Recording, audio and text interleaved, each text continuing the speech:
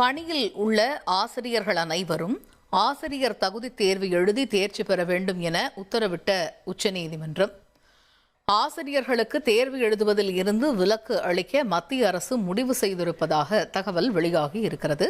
இது பற்றிய கூடுதல் விவரங்களை எமது செய்தியாளர் சங்கரன் விவரிக்க கேட்போம். சங்கரன், வணக்கம். இந்த ஆசிரியர் தகுதி தேர்வு விவகாரத்தில் அவர்களுக்கு தேர்வில் இருந்து விலக்கு அளிக்க மத்திய அரசு முடிவு செய்திருக்கிறதா? விவரங்கள் என்ன? வணக்கம் காயத்ரி.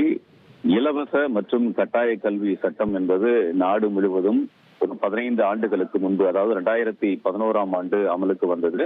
அந்த சட்டம் அமலுக்கு வந்த தேதிக்கு முன்னதாக பணியில் சேர்ந்த இடைநிலை ஆசிரியர்களும் பட்டதாரி ஆசிரியர்களும் ஆசிரியர் தகுதி தேர்வில் கட்டாயமாக எழுதி தேர்ச்சி பெற வேண்டும். குறிப்பாக 5 ஆண்டுகளுக்கும் அதிகமாக பணிக்காலம் இருக்கக்கூடியவர்கள் இந்த தேர்வை 2 ஆண்டுகளில் எழுதி தேர்ச்சி பெற வேண்டும் என்றும், இல்லை என்றால் கட்டாய ஓய்வில் செல்ல வேண்டும் என்றும் அண்மையில் உச்சநீதிமன்றம் தீர்ப்பளித்தது.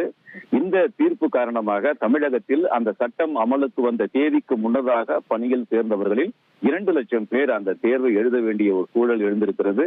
இந்த விவகாரம் தொடர்பாக தமிழக அரசு உச்சநீதிமன்றத்தில் சீராய்வு மனு தாக்கல் செய்திருக்கிறது.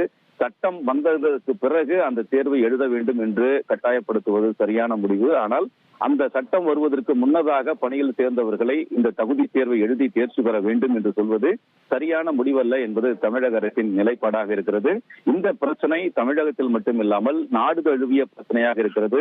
ஒவ்வொரு மாநிலத்திலும் சராசரியாக 2 லட்சம் ஆசிரியர்கள் இந்த கட்டாயமாக இந்த தகுதி தேர்வை எழுதி தேர்ச்சி பெற வேண்டிய நிலையில் இருக்கிறார்கள்.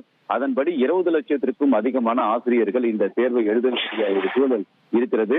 இப்படிப்பட்ட சூழலில் தான் இந்த விவகாரத்திற்கு ஒரு நல்ல முடிவு எடுக்கும் வகையில் மத்திய அரசு வரக்கூடிய டிசம்பர் மாதம் குளிர்கால கூட்டத்தொடரில் இலவச மற்றும் கட்டாய கல்வி சட்ட திருத்தத்தில் ஒரு சட்ட திருத்த மசோதா கொண்டு வந்து நிறைவேற்ற இருப்பதாக தகவல்கள் வெளியாகி இருக்கின்றன.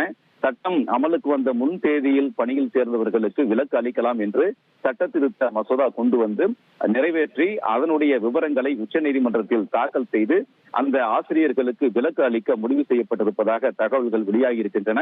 இந்த தகவல் ஆசிரியர்கள் மத்தியில் மகிழ்ச்சி ஏற்படுத்தியிருக்கிறது.